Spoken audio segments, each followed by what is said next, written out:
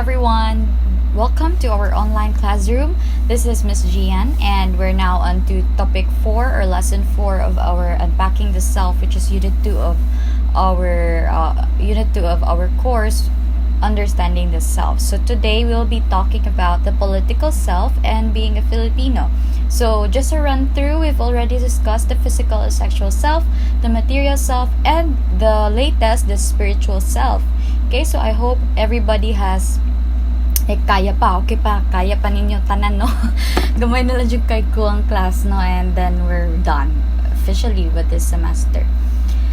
So, hingang malalim, and this will just be pretty like you're just attending a webinar, no? The concepts that we will be discussing today is just very easy in your part, I believe, because mga banggiitan yan ng mga estudyante din no, sa atong university. Okay? So today we'll be talking about the political self and being a Filipino.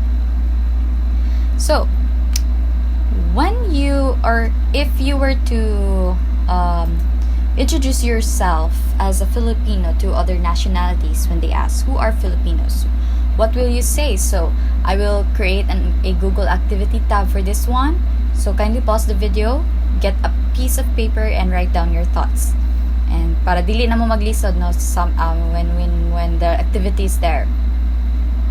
So, give me at least 3 statements. Who are Filipinos if naamoy kasturya na foreigners? Okay, pause the video and go back to the video and we will discuss. So, I'm assuming that you've already paused the video. So, let us discuss who are Filipinos. Will the physical characteristics be indicative of being a Filipino? So, are Filipinos considered to have brown skin, flat nose, maybe a little shorter, no? Mga 5 feet the most? Or is it about citizenship? Okay, is that how you consider being a Filipino? Or is it something else, like the values, the traits? So, hopefully, by the end of this discussion or lecture, we'll be able to identify our Filipino identity, or not really identify, no, but rather go back, because this has been discussed ever since we were elementary. And then afterwards, precisely, we will be talking about the Filipino values and traits. So we will be talking about the positive things and the negative things, as well as a few psychological concepts that I know that could be reason enough for these traits. And lastly, we will be talking about how to become a good Filipino citizen. Okay? So, who are Filipinos? I will check your answers later or next week. So, class, who are Filipinos? Now, according to the law, so if we become very technical, Filipinos are those that are considered fathers or mothers, or Filipino citizens are those whose fathers or mothers are citizens of the Philippines. Those born before January 17, 1973, of Filipino mothers who elect Philippine citizenship upon reaching the age of majority, and those who are naturalized in accordance with the law. So if you ask me, what's the significance of the date January 17, 1973, Miss? Nganong relevant makay siya? Why is it very specific and stated in the Philippine Constitution? Because it has something to do with the 1935 Constitution, to which niingon sila na if your mother, that Constitution na kana 1935, niingon siya na if imong mother is Filipino and imong father was a foreigner, then you're not considered Filipino. Mo na pag 1935. When we had the 1973 Constitution, it was already considered that even if you're born from a foreign father or a foreigner imong father, you're still considered a Filipino. That's why it's very relevant kanang kanina date. Okay? So, is it really just about citizenship ang being Filipino? Okay, of course not. Kay ang atong being Filipino is not only the criteria of what makes us Filipino. Our citizenship, rather, is not the only criteria of what makes us Filipino. One of the the things that should be considered are also our culture and values, no, atong mga kultura ug ato ang mga values. Okay, so Filipino values and traits. What are our Filipino values and traits? So first, we have hospitality. Okay, this is a Filipino trait that is known everywhere. Pinoy sometimes even utang just to give the best handaan during festivities. Kalbantay mo class na kanang sa mga middle class family murag or sa tanan yun, no, murag naanda na yun na magdebuta, no, stemming from the Spanish influence of I forgot the term, no, but it started there. And then even if walay kuan ang ginikanan, no, mangutang jud para lang gyud makadebu, no, mao gyud na siya ang atong kuan. And invite daghan kayong tao, no, because we're very hospitable. Kung pista ang miga sa imong miga mga do makikaon, di ba? So so that's particular of Filipino, per dili lang Philippines sa buat anak klase of course Spain, no, because it stemmed from the influence of Spain and other colonies of Spain, no, but precisely sa ato siguro is nga na ginabasa na pista, invite tayo, no, we're very hospitable. The bad side there is katulagi katong mangutang ta, no, just for the sake of having that kind of festivities. The good thing is we're having that kind of inviting people in. We're very sociable, and being sociable or having a social support is a buffer against mental health illnesses. Okay, so having a good support system, so it creates a social network, kumbaga, no, which is also most likely why Filipinos are also considered the cheerful type of people, because we're very sociable in a sense, no. Next, we have respect for elders, no. Filipinos greet their elders by kissing their hands and saying po and opo, but saying po and opo, is that really the only indication that we respect our elders? Because manggod sa mga Bisaya, di ba, dili makay tatig po og opo, and then most mga Tagalogs that are unaware of this kind of culture nato sa mga Bisaya would say that we are disrespectful, wherein di lang siya part sa ato ang culture, no. We have mini cultures, no, micro culture ang tawagan, no, micro organizations and have micro cultures. So Cebu has their own culture, so saying po and opo is not part of our culture, but that does not mean that we disrespect our elders. Okay, respect for elders are not also just shown sa pagmano po, no. Respecting our elders are shown by the way we speak to them and the way we treat them. That is the key indicator of our respect for elders. Okay, so bago ay rabag itong issue, no, itong mga Manila o Bisaya gaaway tungod sa fast food ba to? And I know it's been an issue that the Bisaya are considered to be medyo medyo isog, kay ato ang tuno mang god is maragsa, no. Kabantay mo sa ako pag-ingon pod na istorya nako kay nag-siya ko ano na siya basta kasabot na mo. So respect for elders. Next is close family ties, of course, di ba? Imong ate na naanay anak, naanay kay naa pa sa family, no, na pa sa mama papa, ang mama papa naanay mag-hold siguro na ako na ba na tulo ka buok family sa usa ka balay. Okay?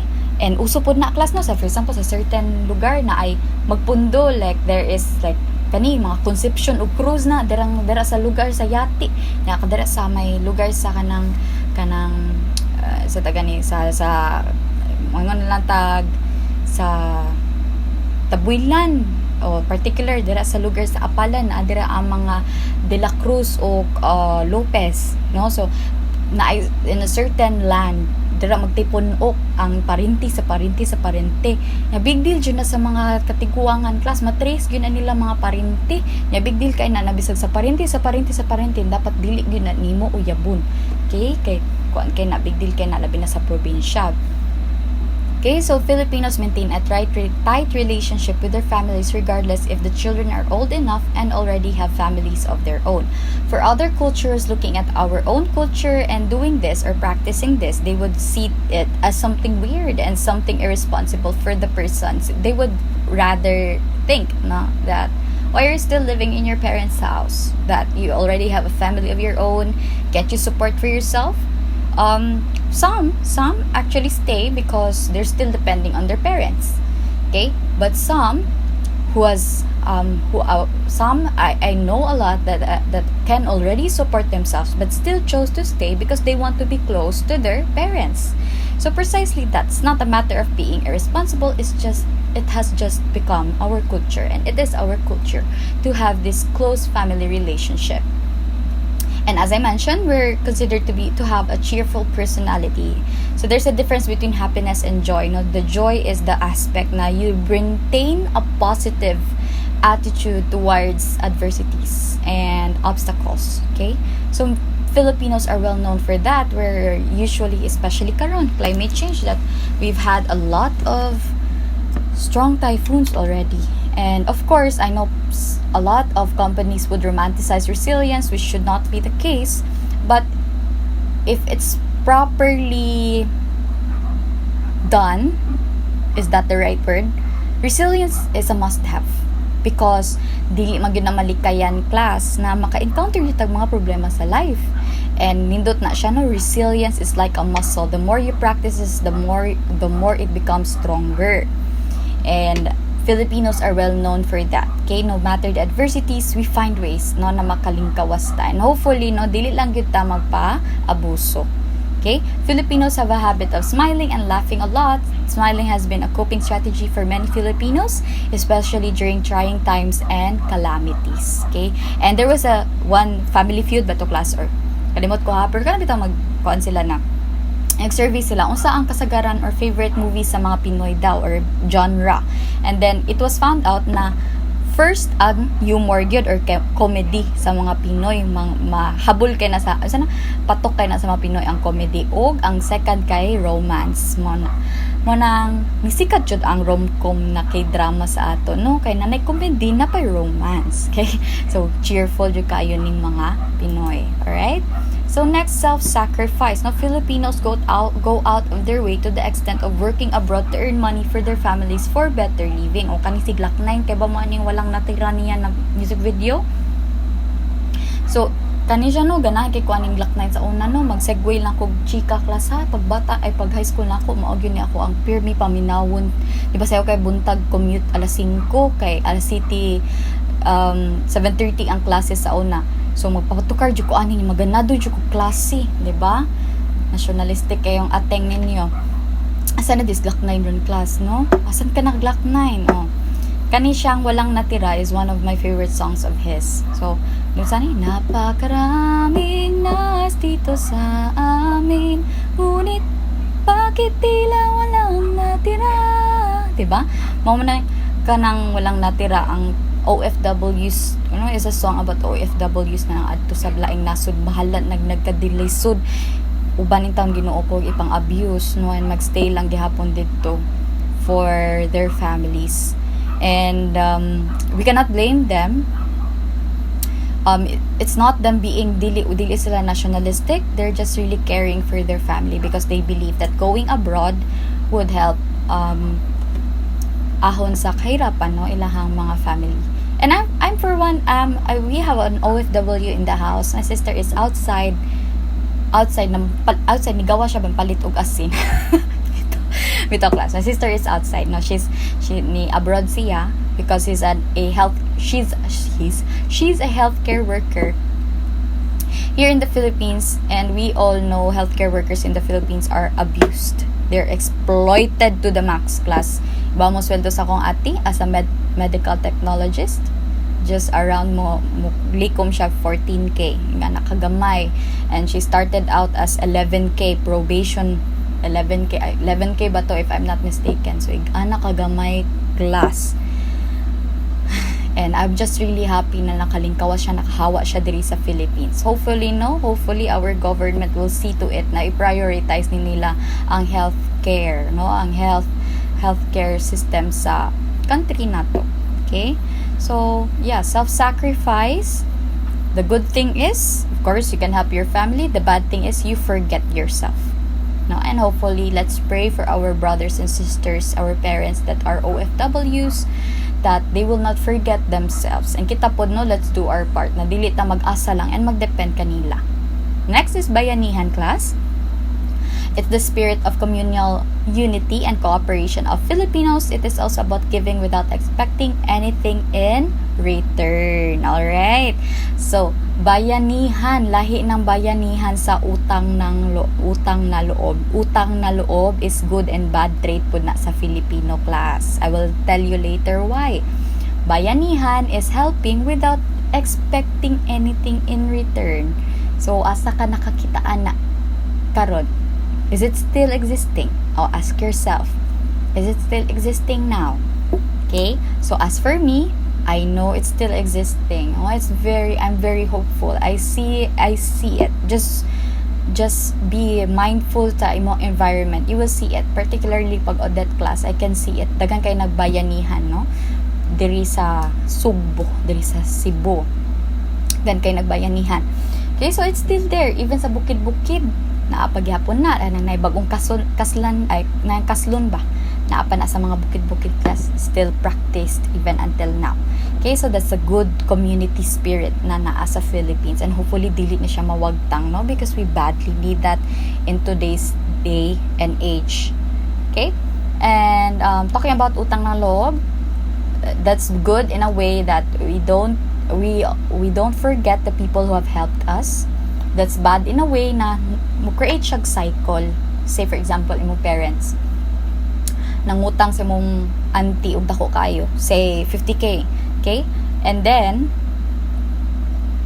kamo as a way of thank you kay naghinahinay mo bayad by say hatag in terms of here and there, no, naghatag ba mo gamay na money, or nagpakaon ba mo sa iyahang anak, or nagpasulod mo sa iyang anak, gihatagan niyo scholarship. Okay? The bad thing there, class, is dili siya clear. Wala mo naghatag og silver, like lining ba na? Okay, kay imong may gitabangan, ate, ako pasulon ang kuan, ang imong anak niya, quits na ta ha. Wala maig anak, class, no? It's indirect kay siya, no? They don't talk about it. Okay? And then, maabot na din ang pagpamuyboy. Muna na din, pinamdum ka tong sa una, gipautang taga 50k. Gitabangan ako imong kuan. Siya, bayad na mo. Ano dito pikas, ano? Bayad naman mi anak. Kay ako'y napaskwila sa imuhang anak. Ano? Bas grabe pagali na. Mag-away na dayon. Okay?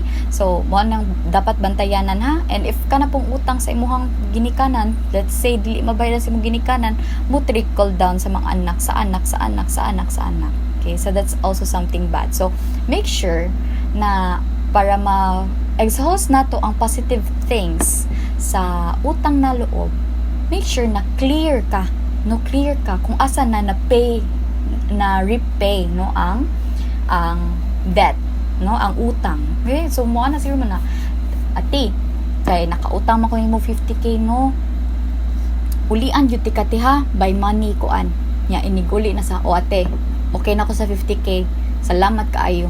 O then, stop. Okay, dili na siya mo trickle down, dili na siya kay gipaskwela ang kuan, dagan kay kuan, diba? And the rest of that natabang is, natabang out from the heart. So, makwits na mo sa utang, sa imong 50k, nagipakaon nimo, gyapon nimo pag umangkot, you know that pakaon is already out from your heart, out from the goodness of your heart. Bayanihan. Okay? So, that's it. And, mo-play siya. Next, let's move to bahala na attitude. Bahala na attitude is also considered to be positive and negative in some ways. How can it be seen in both bad and good ways? So, it can be seen a good way if nabuhat na nimo tanan and ningon kag, okay, bahala na, I did my best and bahala na, and God will do the rest. So, mo na siya. That's positive. That's negative if at tulang nimo tanan sa universe, universe, ikaw na'y bahala nya, wala ka gatuon sa exam. Universe, pag-graduate ako nya, all throughout the semester, nagsige ra kag mobile, usa na, Mobile Legend. Uso pa bang Mobile Legend with class? Wala na kagkukuhan bitaw, usay uso ron. Ito, so siguro ko gamit yung Mobile Legend. Wala dili mo siguro uso ron. Anyway, no, so, bahala na attitude becomes toxic if you keep on asa na lang sa fate, no? There are things that we can control, and there are a lot of things that we cannot control. The bahala na attitude becomes positive because it sorts of like depende on how you use it ba. So if you use it in a way na we did everything that we could, and now ang uban anang dili na namo makontrol, it's already up to you, Lord, or universe, or kasi di mo to Ginoo diri agnostic, or universe, or all up na nimo kasi animist din kasi Muslim din ala imuha na tanan, or Batman, tuog ka ng Avengers pa ng Batman. DC mo siguro. Bahala ka na Batman kanang bahala nito. Okay? So again, emphasizing the idea that this only becomes positive if inyo nag-exhaust everything that you can do, and then you let fate intervene of the things that you cannot control. So let go na ka sa things na hindi mo makontrol. Another is colonial mentality, part of a trait of Filipinos. Of course, in no way blaming the Filipinos because this happened during the American colonization. For those who have history as subject, and we all undergo history, we know this one, this word is already repeating again and again and again. Sadly, we might be physically free from the colonizers, but mentally, emotionally, are we still free? So something to think about, class. Do we take pride in our skin color? Do we take pride in our physical features? Do we take pride in our local products? Okay? So this is very negative. Why positive ani? No? Colonial mentality is the lack of patriotism and attitude where Filipinos favor foreign products and even desire to look more foreign. Okay? Insofar as my experiences is concerned, I feel like we bloom once we accept, honor, and maybe to the point love kung unsa ta. So unsa ta naturally. Okay? So say for example, very local and simple example, but this is in a bigger context My hair was rebonded for so long, ever since I was elementary, high school. So I've had wavy buhaghag hair when I was in elementary. Then uso ma tong rebond, diba? Rebond. So nagpa-rebond pug ko pag high school. Kay mo say ingon sa mama na dili daw na maugtang sa usog yun ang straight hair. Kay mo day norm. So I did that. And college, I finally let every rebonded hair go, and gitubo na nako ako ang hair without doing anything. Wala jud ko gibutang, wala, gipag-grow lagi ako. And then curly day siya, kani siya kanang medyo wavy ako hair ba. And then every time na mag-gathering me, i-comment yun na nila akong buhok, mana sila, nindutag buhok da, giunsa na nimo, asa ka napakulot, kung natural ra ni auntie, natural ra ni uncle, o whatever, dili sila mo tuo class, magtuog yun sila na, ako gyud daw ko nung gipakulot. Actually, ang sekreto ani is, dili lang gyud ko maligo, bukulot to siya, mukulot to siya, iyak class, o diba, miss, waka na ligo ron, sakto class, mga 1 week na ko way ligo. Okay, so hard siya, you bloom once you accept or maybe utilize kung saan ay naanhin mo. Okay? So di na ta magkujik-kujik siguro, pero anyway, depende lang yun na ninyo class bitaw. If you feel prettier, if puti mo, so depende na ninyo yun. Di na ko manghilabot. Ang ako lang sigurong take away point ani is try to appreciate as much as you can of your natural born na qualities, of your being Filipino, sa imuhang skin. If morena ka, sus class, I tell you, gwapa kaayo ng mga morena. I don't know asa nagika ng European standard na puti is kung ano ka, ang mga taga Amerika ganahan og mga morena nya, ang mga Pinoy ganahan og mistisa. Ano ka, maybe we want something that we don't have. siguro class, no? Kay katong wavy ko buhok, ganahan ko mo straight. No, nya mga straight og buhok kay bosag ko, ganahan og kulot, mukulot ang buhok, di ba? Mapakulot. Ano ka na class, no? Why do we want something that we don't have? Anyway, MAÑANA habit, no? Filipino term for procrastination. It's derived from a longer Filipino phrase called mamayana. Class, procrastination is not as simple as it is. Okay? It's not something good. It's not something bad either. Procrastination is even good for people na creative, or for people that are in need of a much more creative solution, a much more innovative solution. Procrastination usually helps. Nga naman, if you say for example, mag-invent mo og something, or you have try to create a solution to a certain problem, so magsugod-sugod sa mo og kanang kuan, when you sleep on it class, that problem is at the back of your mind, no? It's in your subconscious, and once it's already there in your subconscious, it operates in a way, mag-connect siya na makaproduce siya something new na solution sa imuhang conscious na brain. Okay? Sa imong conscious na brain, waking brain nimo. Most inventions, innovative solutions comes from scientists who dreamt. Okay? Sa ilahang mga damgo, periodic table was nadamguhan, no? So, procrastination is good for certain types of projects. But it's bad for certain types of project as well, especially if mga time kuan na projects. So if it's not really a complex problem and it's not in need of a innovative creative solution, try to do your work as soon as you could. If you could do it now, do it. So say for example, household chores, if you could wash the dishes now, then wash it. Okay? Maka-take off na siya mental load ninyo, no? And dili na mo ma-stress. So that a new day, new problems na pod, no? Makating na po mo, you have a space, no? You have that mental space for you to think of other things, okay? Next, we have ningas kugon. Now, ningas is a Filipino term for flame, and kugon is a Filipino term for cogon grass that easily, or kugon ba na pag-pronounce that easily burns after being put to flame. So, idiom ni siya class, no? Which refers to having unfinished work or half-baked work that was started with eagerness but did not persist until the end. Maog yun niyang sakit, no? Sa most, dili Filipinos, most humans, mga tao.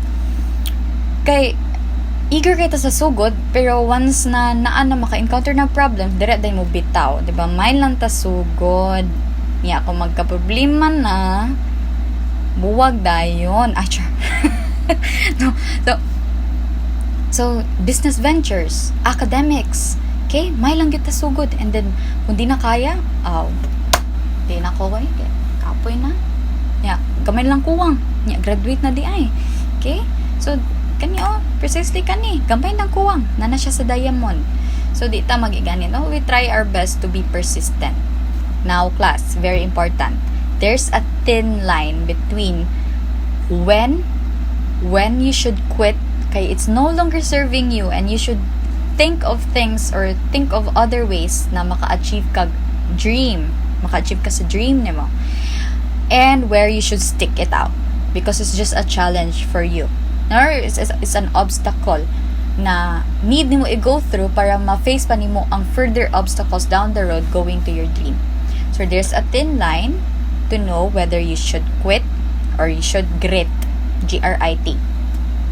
I was hoping to make a separate video na murag personal development bitaw siya class na kanang in a way na it's not really dili siya theoretical ang concept, much more maybe key strategies, motivational concepts, and akong life experiences for pod no on when I decide that I should quit this na, no, or should I pursue it.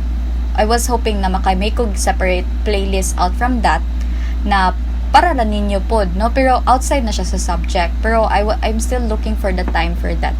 Anyway, it's still a plan man. So if you want that to like and subscribe, char joke bit ako. Pero yeah, I'm really planning na naagi ko playlist for that na practical tips gud siya ba for my students para you could be saved from the trouble na akong na-experience growing up. Okay? So, ano siya, ningas kugon. Okay, next, pride. No, most Filipinos hold on to their pride as if they are more precious than keeping a good relationship with their loved ones. Sometimes it's hard to open your hand, but you need to let go of pride. And crab mentality. Now, class, sakit yun sa Pinoy class, no? If kamo mo graduate na mo from our university and employed mo sa atong university, labi nag mga state use, grabe kay ni ay. I don't know, mas more siya here. Crab mentality actually, and I don't know what's the cause, but I think it's because of, if we look into the theoretical concept ba, there's a theory ni Leon Festinger, the social comparison theory. So we have that in a bottom line, or in a nutshell, that theory states that we do social comparison as a means of having an accurate self-evaluation class. So, ganahan ta mo evaluate sa atong skills and capabilities and talents much more accurately. So, we do comparisons. We do upward comparison and downward comparison. Saan ang upward comparison? Kanang upward comparison is you look someone better than you so that you have a way to see and to check, labi na kung pareha mo pathway ba. So, panalitan, ako teacher ko, and then akong pathway, ganahan ko na ma-regular, or unsa ba din ha, no? Or ganahan ko magka-PhD. So, I look into someone na nanay PhD. So, that's upward comparison, and I measure myself up against that person. That's upward social comparison. What's downward social comparison? If I look people who are not in me, and this is usually done to maintain one's self-concept or maintain one's self-image. So, say for example, medyo nagsakit akong buot. Okay, so that's the Bisaya term. Medyo na kuan ko ba na kanang may pa siya, PhD na siya, or may pa siya, kay daga na siya mga research patents and publications. Ako wala pag yun, part-time pa ko, ana. So, I do downward social comparison kay hurt naman kaayo ako ang ego. Okay, so mangita ko ga, ay sige lang kay akong miga, wala bitaw naka-MA. Ako na naman ko MA. I mean, undergoing ako MA. So, that's downward social comparison. Now, I think crab mentality happens because magsige kag compare and compare and compare. Nya, you try your best to match up one's standard of success, and once imong himuog yardstick ang success sa uban against your own, and then dili ka kapaning kamot kaysa sige nimo himo anak niya yardstick, wa kay baw na nadi kay imong own strength na wala siya nya, naa kay imong weaknesses na naa niya ang strength. Kay lahi ba tag strengths and weaknesses nya, imo siyang gihimong standard. So mahug na maghimo na magbuhat na lang ka ani kay since di makaka-go up, no matter what you do, you try to pull others down, and that's very toxic. No, so unsaon man ni siya miss pag stop aning crab mentality. What you ko kay baw classes in? Okay ba no? Pero I think I know, or I practice not comparing myself to others, but rather comparing my previous version of myself, no? Dili ko magtan-aw sa uban kung unsa lang na-achieve. Lahi man tag definitions of success. No, lahi tag mga experiences, lahi tag mga challenges, lahi tag family dynamics, lahi tag socio-economic status. So why would I compare myself to you? Okay? So I don't do that. What do? I try to compare my previous versions of self. So say for example, when it comes to art, no, sa mga artistic din mao inyong passion, sige mo drawing, kita mo nindot o kayo drawing sa art, 16 years old pa siya nya, ikaw 20 na ka, nindot na ka iyahang art, you feel down. Okay? So upward social comparison na ka. What do? Get your previous works from 10 years ago, compare your work now. Di ba makakita mo grabe kay mo improvement. Okay? So maybe that's how you mitigate or avoid crab mentality. Do not look at others. Do not compare yourself to others. No, try your best lang yun, class, no? And social media is primary culprit na magsigitag compare sa atong life sa others.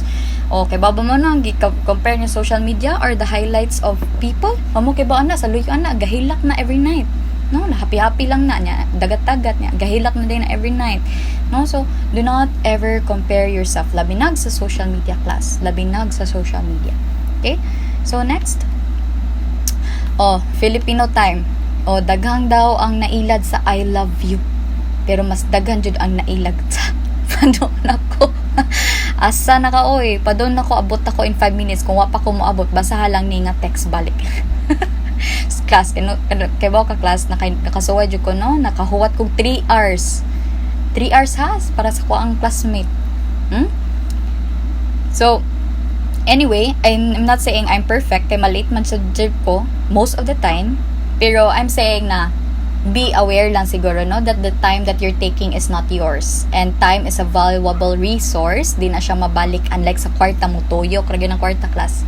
No? Time, once spent, di na mabalik. Okay?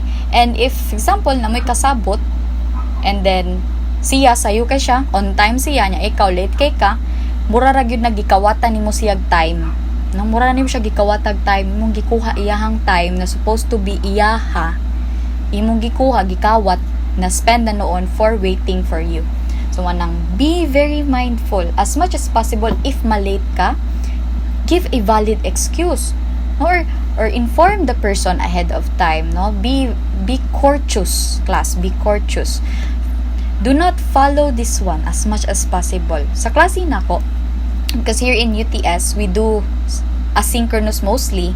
Labi na, kasagaran ko sa understanding the self nako class, 7 a.m. Nya, I'm sure, dili yun na mugana ang utok sa estudyanteng 7 a.m. class. Nanana sa research, okay ba nga, wala ni wala ni butangan or gi-follow up sa mga universities. Pero 7 a.m. classes does not work, no?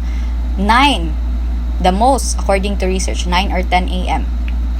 So, di ko magklase o mga sayo, 7 a.m. Kaya I'm sure, uban na, labi nagkarong online class, natulog pa na ang present base, nga uman, kuanda yun, nga matog na sila. Okay? Daghan kay kong experience na class. So, di ko magkuan, synchronous, labi nag-early. But in my other classes, needs facilitation man na siya. So, mag-debate me, so dapat na-adjud mi synchronous classes, ana. What I do is, I have timer jud 10 minutes, the most. As soon as 10 minutes is done, as soon as mana ang 10 minutes pa, I start my class. Bisag pila pa ng sulod sa akong klase. Okay? Bisag usara nakabuok, bisag duhara nakabuok, I start my class. Always gina class. Okay? Because that's how I value my time, no? And hopefully, as for me, ma-practice po na nako in some other endeavors nako. And kamo pod, no? Kamo, try to internalize whether or not magsige mo mag-practice of Filipino time. Kay hopefully, dili na mo magsigig practice ani. Labi nagpadong na mo working professionals na mo. Importante jud kaayo na class na on time mo and courteous mo sa ubang time sa tao. And before I forget class, other cultures are very particular sa time. So, sa Japanese, very ahead gina sila, like early. Sa US, if I'm not mistaken, sa country no, is on time, on the dot gina. And ilang meetings very time. Dapat inyong meeting is naagid mo action plans after, di ba? Kasagaran sa meetings there's Philippines para katong exam sa mga naka-work na dere, di ba? Kabantay mo magtuyok-tuyok, usahay uban mo adto meeting kay mag-snacks. Okay? Anyway, Filipino Markers class. Let's proceed na. Okay, 40 minutes na ta class. Napa ba mo? Basig ni, kuan mo ha? Exit na siguro ni. Sige lang. Sa mga nabilin, Filipino Markers, proverbs or salawikain. Kung may tiyaga, may nilaga, diba? Superstitions. Women who sings while cooking will never be married. Nganong hadlukon gitaan ni class, no? Ako personally, di ko ganahan mag-minyo class. Ambot lang ka mo. Bitaw? Tinuod lang yun. Myths and legends, ang alamat ng pinya, heroes and icons, Manny Pacquiao, Lea Salonga, and Michael Cinco, diba? Kasi nakailan eh. So, pala yung superstitious class, diba? Kung manilig kagabi kay kanang makawagtang daw sana, murag mamalas daw, diba? Kung manilig kagabi murag mauna siya class niya. Kung naay zoom na black kay kanang kwarta daw, kung mga tool ang left nimo kay naday kwarta pa doon niya, kung right imo mga tool kay naaday mawagtangan dito ko daw kag kwarta bitaw. Superstitions na siya class. Kung sa panahon superstitions nimo na bawaan ha, kung mo take o board exam, magsuot daw panty na red. Tinuod lang mo, ba ko nagsuot og panty na red ato class, pero nakapasara sa jud ko. Nya, nakatuw pa jud ko sa tunga sa board exam class. Imagine ka. Nya, pinakalisod pa gyud to na subject psychometrics. Yeah, so anyway, moving on. Luma 1 hour na lagi ni. How to be a good Filipino. Let's course through. Support local products. We've already discussed this one. As much as possible, mas authentic jud ang local products. Kasagaran sa mga foreign, inyong gibayaran brand. Bayad pa mong shipping fee na og import tax sa panadinha. Support local ta class. Study Philippine history. I know it's boring. Even ako, no? Mismo. Musahay ba? Wag tangan ako gana tudlog history class. Pero, try your best, no? Not just, ang history man good, medyo daga siyang issues na controversial siya kay some of the resources or some of the sources already burned. Yan, di na makita ba? So, ang adto pangkuan sa mga tao is by word of mouth. And how can you verify word of mouth, 'di ba? My takeaway here to be as unbiased as possible. First and foremost, ay mo pagsalik kay abi ang teacher ninyo nag-ingon, abi imong mama papa nag-ingon, abi ang history teacher sa TikTok nag-ingon. I also recognize na TikTok is already a good source for educational content kay daghan ng mga historians dito, daghan ng mga doctors dito. So ayo sa mugtuod ritso kay abig mao ni iyang giingon. Try to research first the author kay naaman na siya bias, naaman na siya motive.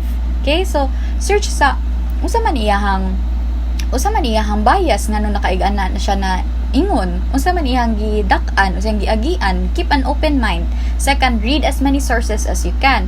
In terms of politics, try to read newspapers or political issue. Try to read newspaper A na naa sa side sa political side A, or try to read newspaper B na naa sa side sa political B. Ayaw mo pagka-bias class kay ambi si newspaper A mo ni giingon mo ano gyud ni tinuod, di ba? See 2 sources, 2, 3, 4, 5 as much as possible, no? So read as many sources as you can, verify what you read. Maura gyud na critical thinking, critical reading. Mao na siya. Be an active Filipino citizen. Hopefully, that's also part of my plan to have that very practical tip, no, like how to get NBI, how to get how to open bank accounts. Pero you can really search it online class. Ang ako aton no naglisod jud ko kay kanang most of the adults nako kay nakalimot na sa process na dili na makakuan ba. So ako jud nangugat o pangita adto class na so pagkuan sa NBI kay bago-bago ba na process usahay unsaon baguan sige ra ko search online. So kanang kamo if need na ninyo ron, search ra gid mo online, be resourceful. Pero ako plano na ako mag-make po ko ka ng mga educational video para ma-outlinean mo steps para magayran gid mo class na dili mo makaagi sa akong giagian na kalisod. Char joke lang. Anyway, yeah, so man siya no, register to vote. Speak the Filipino language, no, very controversial pod. I keep on using the English language because for me, language is a way to communicate, to get ideas from other cultures, right? Because if I don't understand the English language, I wouldn't know and wouldn't read much more substantive data. Okay? Diba class? And language is not political, I wouldn't say. Rather, language is a way to, again, communicate ideas. Create connections with other cultures. The thing here is, ang point ani ba is, sometimes we use the English language as a measure of intelligence. So, abilag nindot mo storya English, bright na kaayo. Diba, dili dapat, diba? And then, mao naman naghihimo sa Pinoy na kung nindot mo storya English, bright. Kung dili, bogo. Pero I know a lot of people, di sila kay ba mo speak sa kami bati ka na magkadimao ang ilang pronunciation ba, pero bright pa sa tanang bright class. Filipino language or language for that matter is never a measure of intelligence. Okay, so as much as possible, it's okay that you learn a lot of language. Bisaya pa mismo, Tagalog, Bisaya, English. Napay uban din na ako estudyante nag-learn pag Japanese, jili Spanish, di ba class? Kanindot ana na multilingual ka. Research even says na multilinguals are much more prone to having creative solutions, or mas bright ba. The thing is, ayaw na siguro na siya i-use as a measure of intelligence ang English. And ayaw sad mo ingon na ang Filipino language is below than the English language, or ang Bisaya is below than the Filipino language. No? Do not have that kind of mentality, because language dili gyud na siya measure of intelligence. Alright? And next, do not spread fake news. Already told you about this one. Think before you click. Verify your sources. Ay lamong trust kung as kinsa. And then, FB post, no? Mga social media, be wary dyan na. Social media, even news articles, be wary. As much as possible, read as many sources as you can before mo spread. No? And if na fake news niya, kibaw mo na fake siya, combat it right away. Ana adayon, tulig sa adayon para mapatay din na, dili na siya ma-spread. Now, say for example, inyo silingan, uy, si Samantha ba kay nabuntis pa yan ni Kuan? Ikaw, igsuon kang Samantha, imong atin as si Samantha. Diretso, ingon na, hoy, excuse me, nabuntis to kay nagkaon na may samgyupsal. Oh, diba? Di wala na ni katag. Okay, so ganaan na siya. Diretso, away dayon kung fake na ay fake news. And that's it. Become a better Filipino citizen today. I have a lot of vision for this channel. Di pa bito ko ako class. Ako mang ba kay ako ang kananing YouTube channel is ang akong estudyante, they download the video. Back then I used Loom, and then my students, they download the PPTs and videos, and then they sell it. They ibutang nila sa Course Hero. Nga na class ba niya ako kay sige, kay I cannot stop them man. How about I just make a video online? Okay, maingana ba? So anyway class, I have a lot of visions for this channel, and hopefully with your help I can make it possible. I'll also ask for topics po ninyo na interested mo that I could cover, or you want to ask some questions na maybe about adulting or something to do with its personal development or other stuff, no?